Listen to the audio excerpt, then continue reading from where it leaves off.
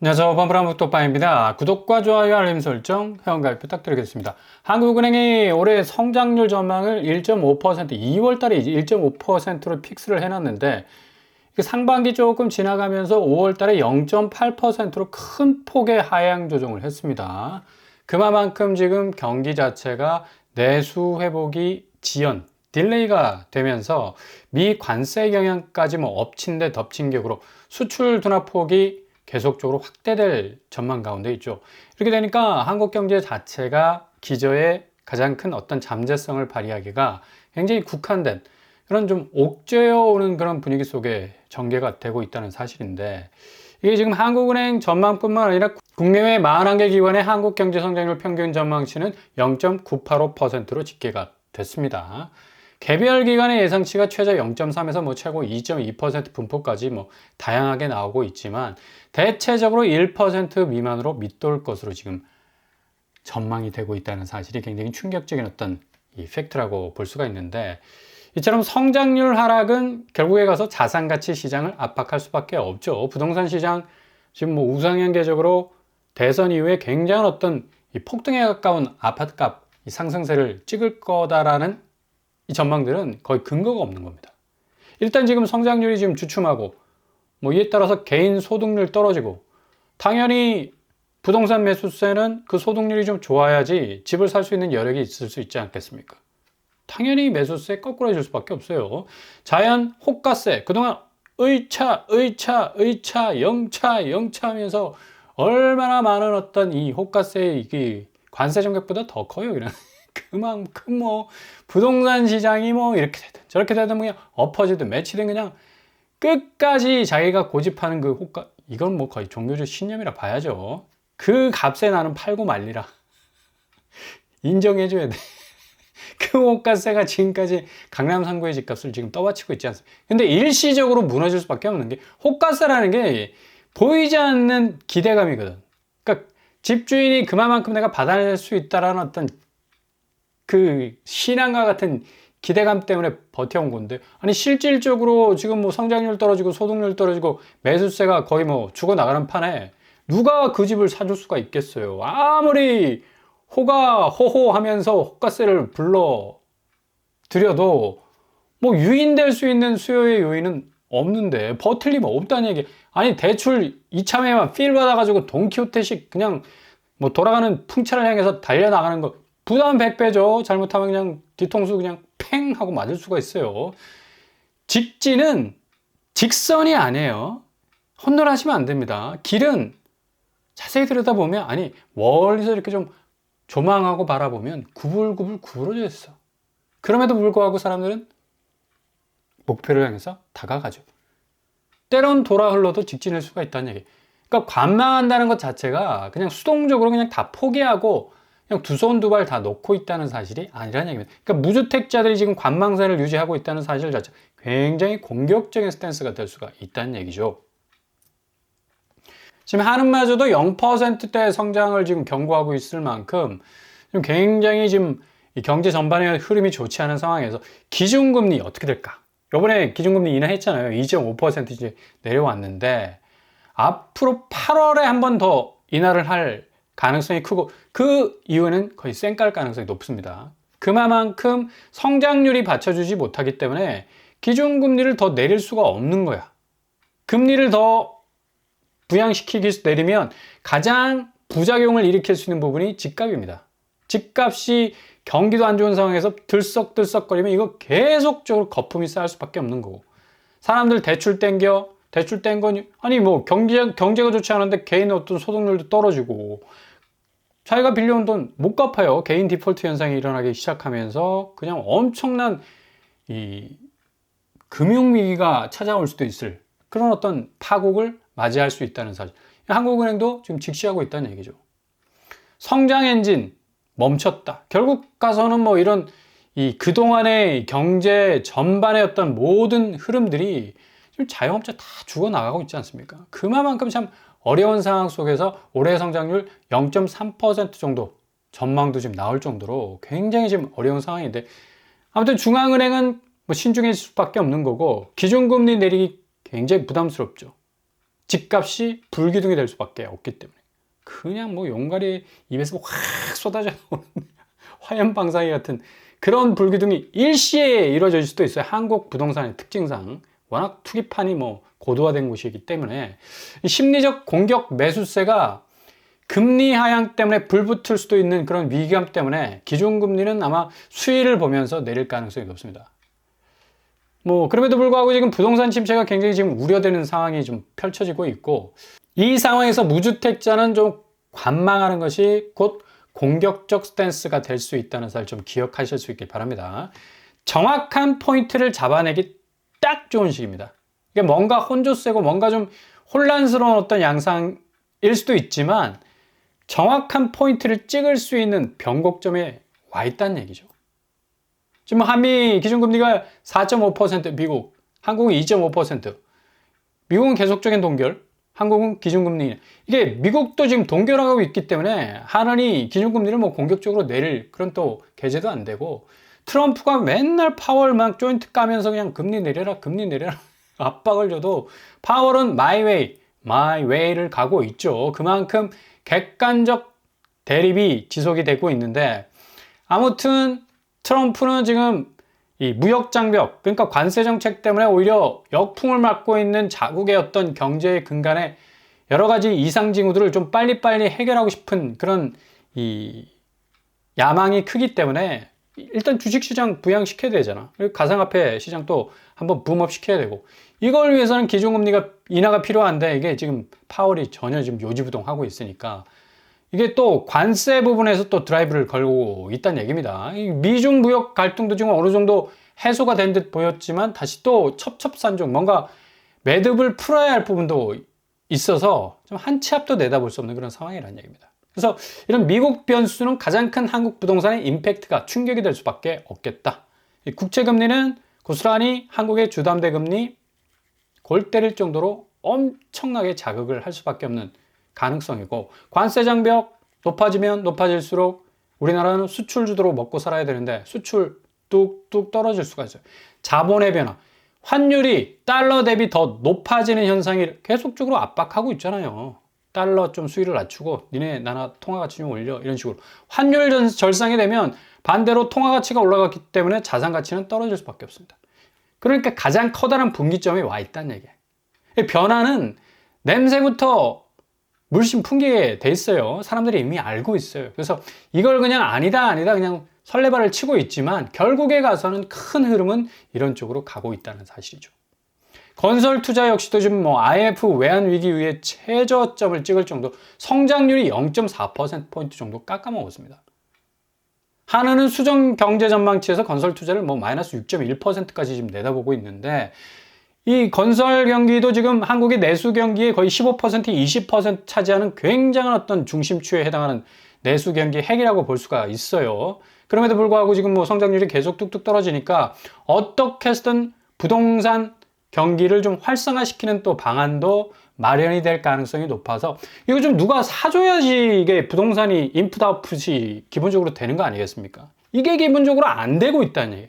그러니까 가격이 적정선으로 내려와야 된다는 얘기입니다. 너무 터무니없이 가격을 부르니까 이거 뭐 사람들이 그냥 고개를 절레절레 흔들 수밖에 없는 거예요. 그러니까 비정상적인 가격이 적당한 어떤 가격 선상으로 내려올 때 부동산 시장 자연스럽게 회복될 수 있다니까요.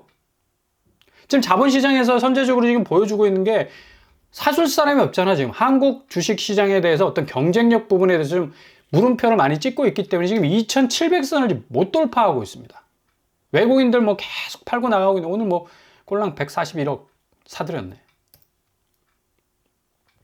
달러, 미국채 금리 함께 오르던 그 상관관계는 완전히 무너졌고, 뭐 달러 약세, 국채금리 강세, 엇갈린 횡보를 보이면서 이거 고스란히 뭐 한국의 이 부동산 시장에 뭐 직격탄을 안겨줄 수 있는 그런 결과로 나타나고 있잖아요. 미국채 4.4%, 내렸다 하지만 4.4%.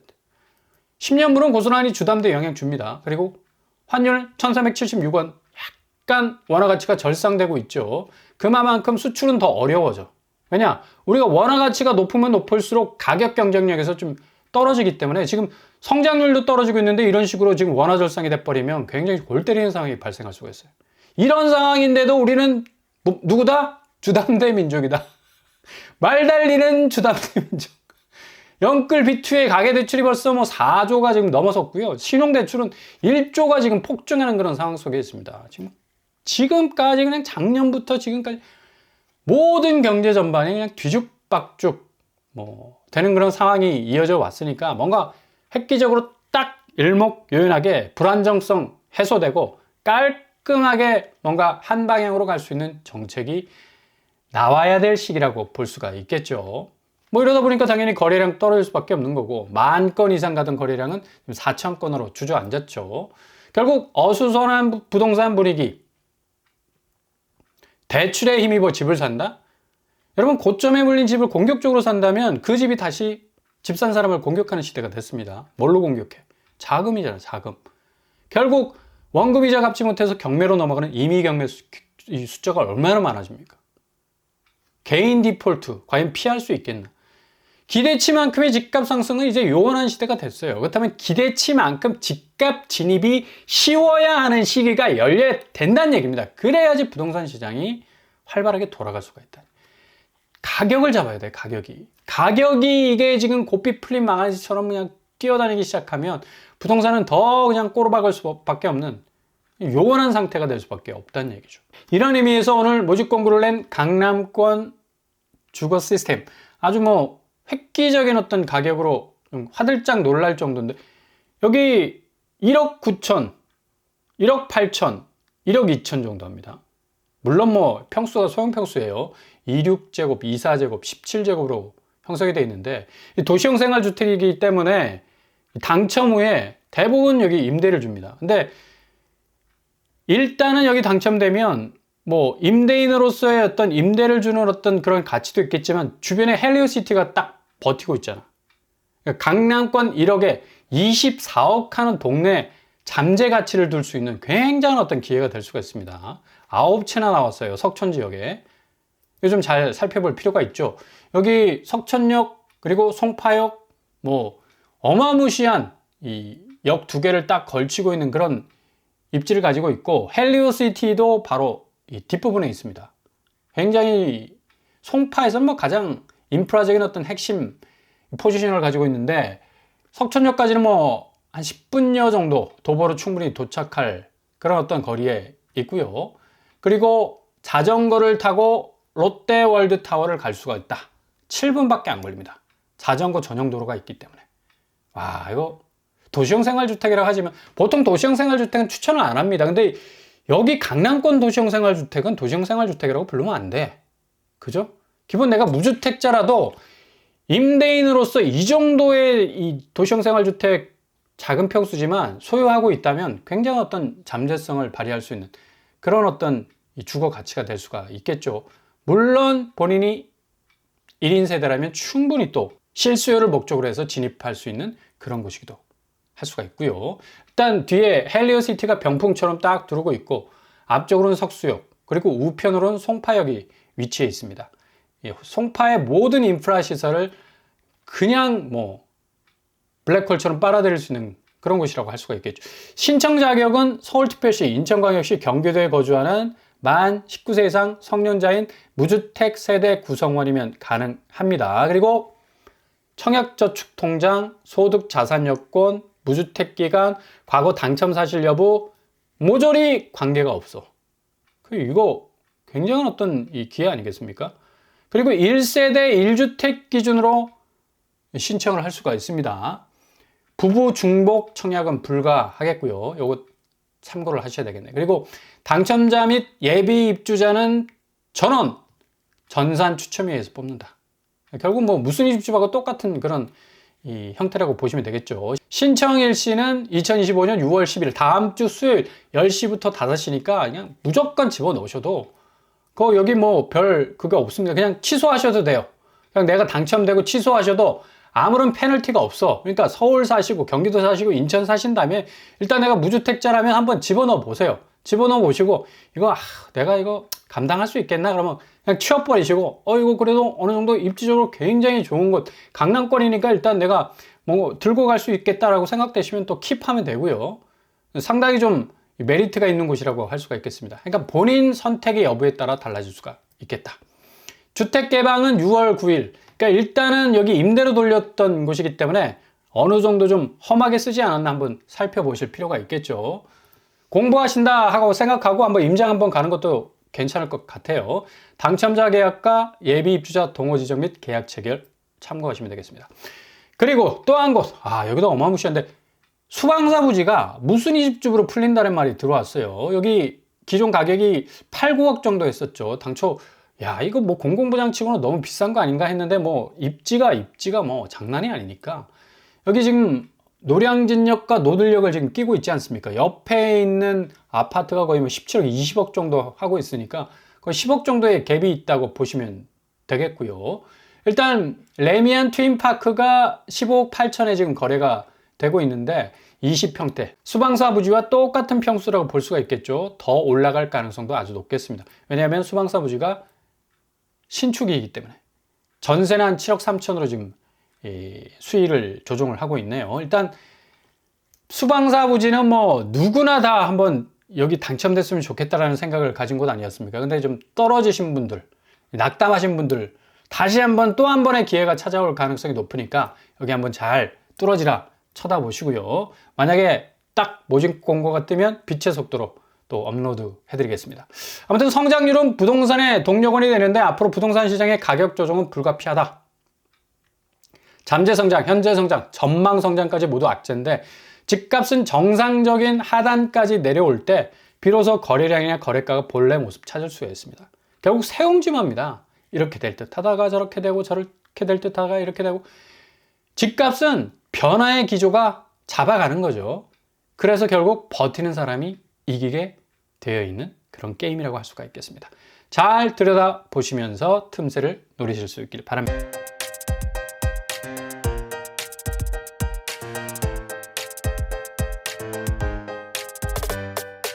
오늘의 부동산 캐릭터죠. 지금 성장률 자체가 굉장히 좋지 않게 나와서 전체적으로 한국 경제 성장 동력이 굉장히 둔화되는 어떤 느낌적 느낌을 받고 있습니다. 자산 시장인 아파트 시장의 어떤 가격 조정도 불가피하게 보이고 있고요. 그 틈새 우회로를 잘 들여다보시면서 골든타임 잡으실 수 있길 바랍니다.